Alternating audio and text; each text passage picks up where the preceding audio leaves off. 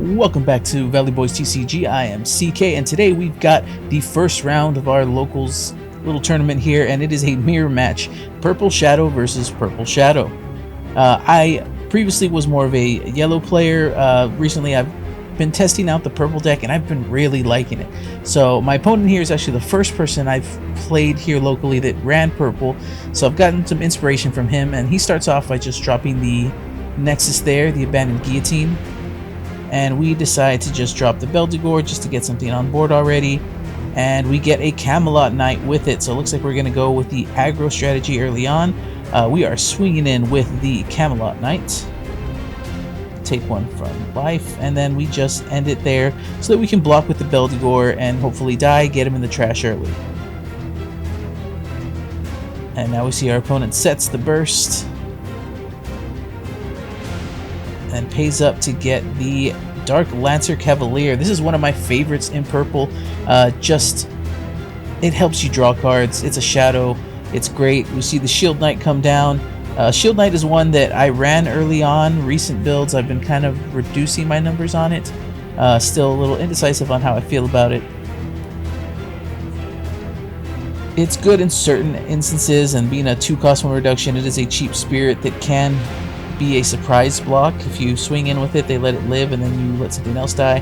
And then the Prankster Imp, the Devilish Prankster Imp, has become one of my favorite little spirits to run with shadows, because of the effect of when you take a life from with a shadow spirit, you can go ahead and remove a core from something on the opponent's side of the field. So here we are threatening. We swing in with the Knight. He has Curse, so we both go down to that one. Then we decide to go ahead and swing with Beldegor, because if he blocks it, good. If he didn't, we would chip life and take something away thanks to the Devilish Prankster. And we still get to chip life away.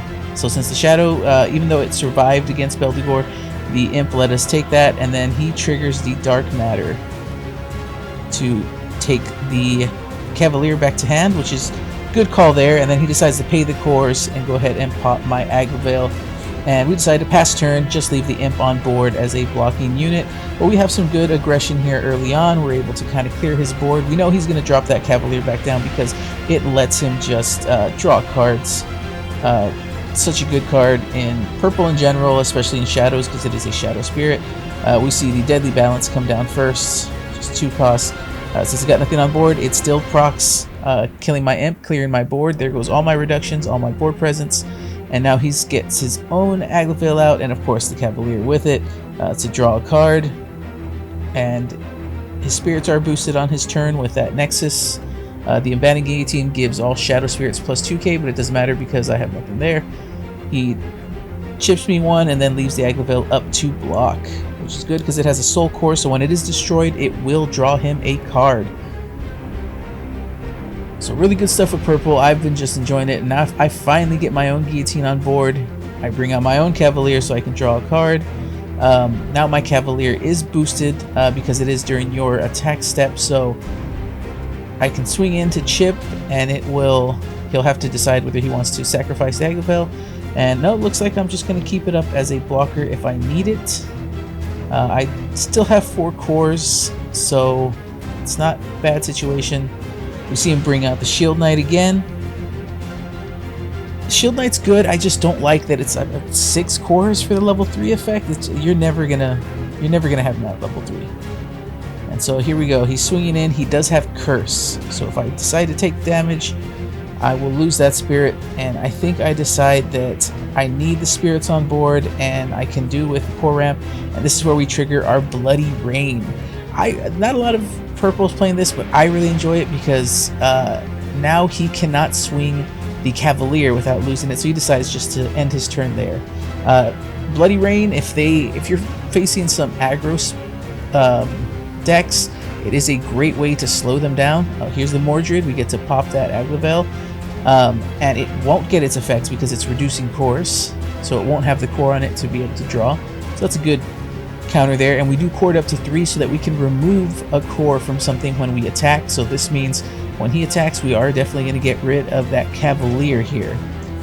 Now I'm debating whether I drop another spirit on board because we could potentially go for game. Yep, here's the Cavalier, just a 2-cost now with all the reductions. 1 core on it, we get a draw. And now all my spirits are shadow spirits, so they will be boosted. We use Mordred's effect to remove 1 core, destroying the Cavalier, taking 1 at life.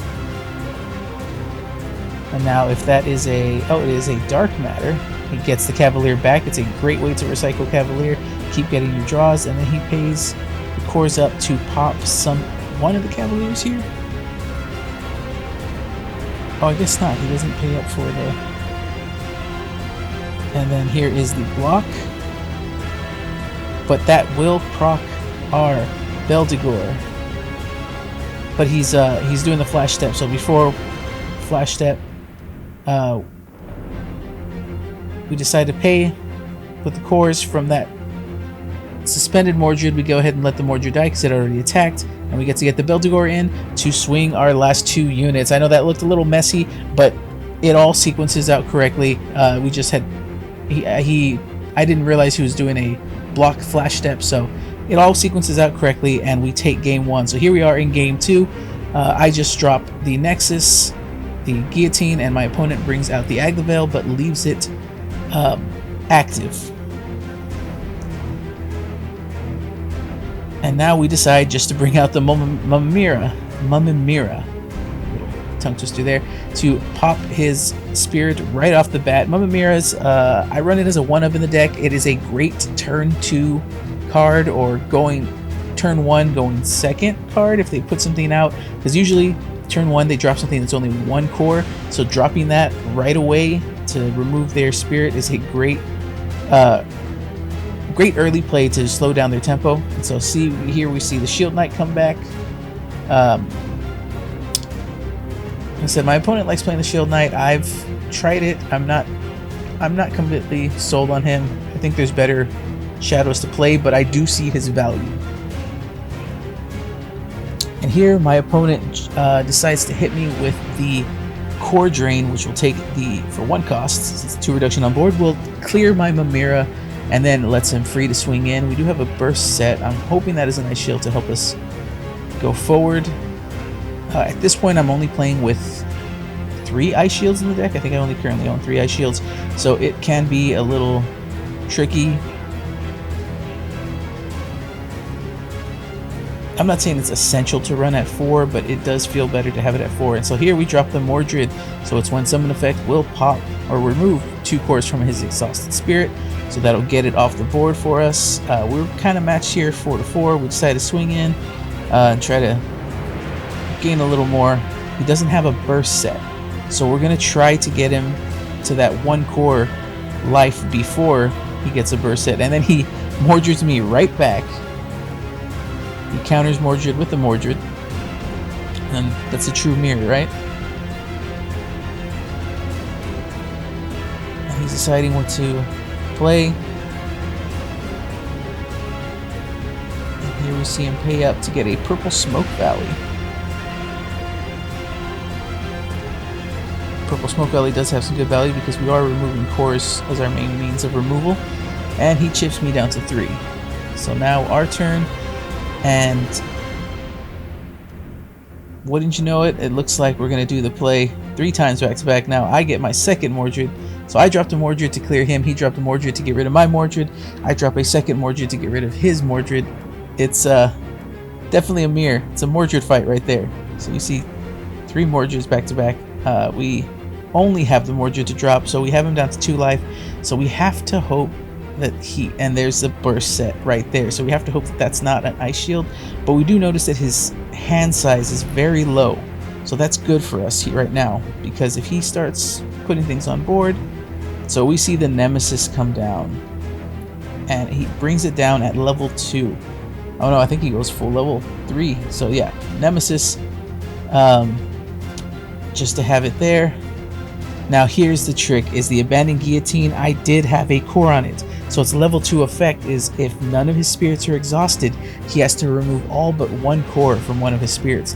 So he cored up that Nemesis pretty much for nothing, because now I'm just going to be able to pop it with a Mordred, because Mordred's level 2 effect, when it attacks, remove 1 core. Since Nemesis is down to 1 core, we'll be able to remove that. So he totally missed that there was already a core on my Abandoned Guillotine. Otherwise, he probably would have attacked.